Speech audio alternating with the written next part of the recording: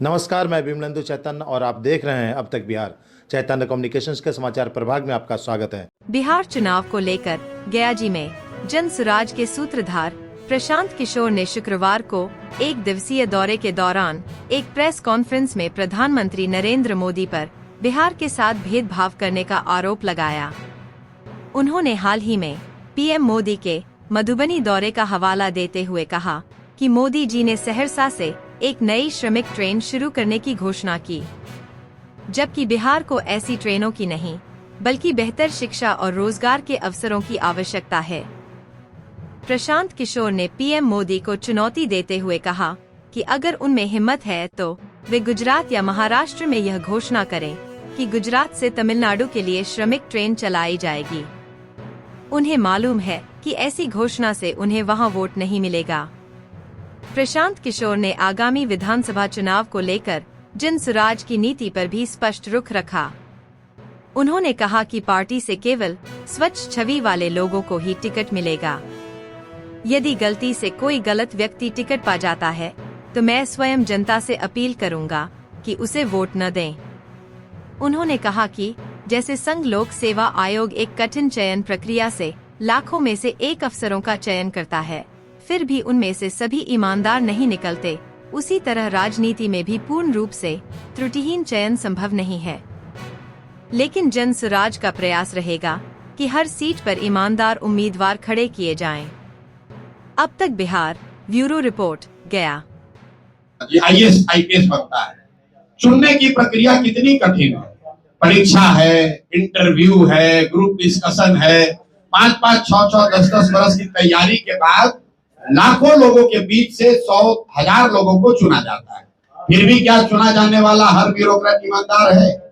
चुना जाने वाला हर कलेक्टर एसडीओ क्या काबिल है? कोई भी प्रक्रिया अपनाइएगा तो उसमें कुछ गलत लोग आ सकते हैं। तो मैं पहले ही मान रहा हूं, मैं कोई भगवान नहीं हूं। चुनने की प्रक्रिया में गलती हो सकती है। प्रयास यही है कि 243 में 243 अच्छे लोग चुने।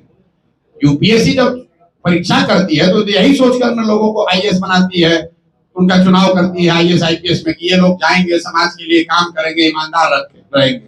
लेकिन ज्यादातर आईएएस आईपीएस क्या कर रहे हैं आप देख रहे हैं। उसी तरह दल की भी एक प्रक्रिया है।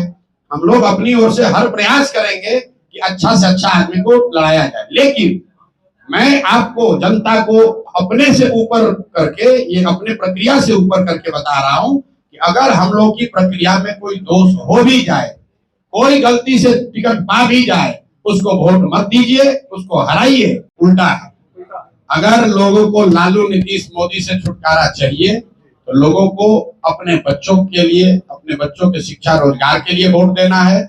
और जब वो बात बनेगी तो जनता का राज बनेगा। जनता का राज बनेगा तो जनता का राज का मतलब क्या होता है? जन सुराज। उसका नाम ही, शाब्दिक अर्थ भी वही है। सुराज मतलब सुंदर राज और जन मतलब जनता। जनता का सुंदर राज, यही इस पार्टी का ही नाम है। उसको भी तो ध्यान से आप देख लीजिए और आप हमारे जितने भाषण होते हैं देख लीजिए। कोई ऐसा देश में नेता दल नहीं है जो ये कह सकता हो कि भाई जिसको वोट देना है दो। हम लोग ये नहीं कहते हैं कि जन सुराज को वोट दो, हम लोग कह रहे हैं जिसको वोट देना है दो, लेकिन अपने बच्चों के पढ़ाई रोजगार के लिए वोट दो। पहली बात तो कि शिक्षा, बेरोजगारी और अपराध ये गया का मुद्दा नहीं, ये तो पूरे बिहार का मुद्दा है। उसमें गया में भी प्रमुखता में है। आपने कहा कि इसका क्या असर पड़ा? असर ये है कि पहली बार बिहार में चुनाव के 3 महीना पहले चर्चा क्या हो रही है कि भाई पलायन कैसे रुकेगा। प्रशांत किशोर या जन सुराज जो कह रहे हैं कि पलायन रोक दिया जाएगा, क्या ये संभव है कि नहीं? इस पर तेजस्वी यादव भी बोल रहे हैं, लालू जी भी बोल रहे हैं, सम्राट चौधरी भी बोल रहे हैं, जदयू वाले भी बोल रहे हैं। तो पहली बार यहाँ बात हो रही है बेरोजगारी और पलायन की। अंतर ये है कि पहले जब बात होती थी पलायन की कि भाई बहुत सारे लड़के बाहर जाते हैं, तो लालू जी, नीतीश जी जैसे लोग क्या कहते थे, आप लोग भी क्या कहते थे कि भाई बिहार का बच्चा बाहर नहीं जाएगा तो दिल्ली बॉम्बे की व्यवस्था ठप हो जाएगी। उसी को बिहारियों ने अपना सम्मान बना लिया था कि हम ही लोग दिल्ली बॉम्बे का व्यवस्था चला रहे हैं, वहां का साफ सफाई हम करते हैं, टैक्सी हम चलाते हैं। लड़के जाते हैं, हंसते कहते हैं, अरे भैया हम तो जाते हैं, सब बिहारी का मिलता है। पहली बार जन सुराज ने, प्रशांत किशोर ने ये कहा कि हमारे बच्चे, बिहार के बच्चे बॉम्बे में, दिल्ली में, कर्नाटक में, महाराष्ट्र में, गुजरात में, बंगाल में अगर जाकर टैक्सी चला रहे हैं, दुकान चला रहे हैं, ठेला लगा रहे हैं, साफ सफाई कर रहे हैं, तो ये गौरव की बात नहीं है। लिख लीजिए इस बात को। ये पहली बार धारा के विपरीत हमने बात उठाई है।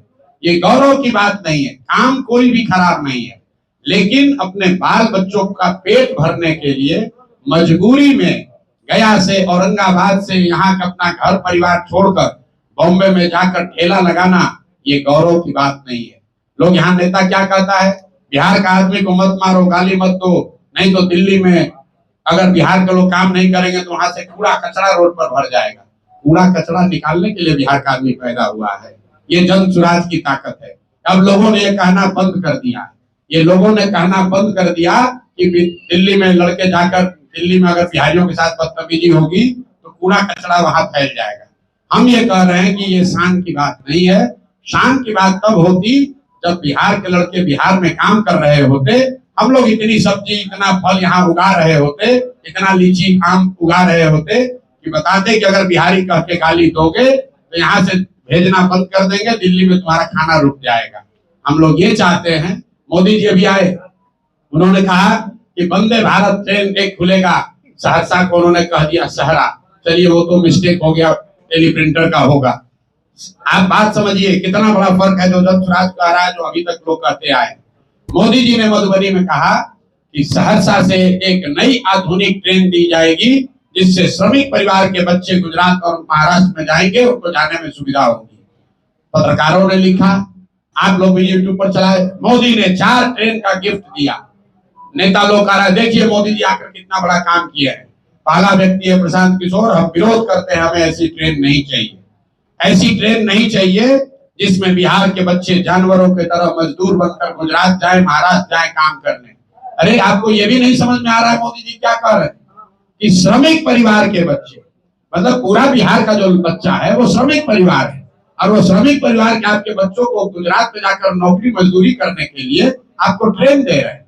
आप जितने पत्रकार बंधु लोग हैं, जरा जाकर मोदी जी का स्पीच देखिए। अगर मोदी जी में दम है तो यही बात जाके गुजरात में कह दें कि गुजरात में एक नई ट्रेन चलेगी, जिस पर गुजरात के श्रमिक परिवार के लोग महाराष्ट्र, तमिलनाडु में, दिल्ली में जाएंगे काम करने। वो कह सकते हैं ये बात? ये सिर्फ बिहार में कहा जा सकता है। और बिहार के लोग इतना, हम लोग की चेतना मर गई है कि हम लोग इसको विकास मान रहे हैं।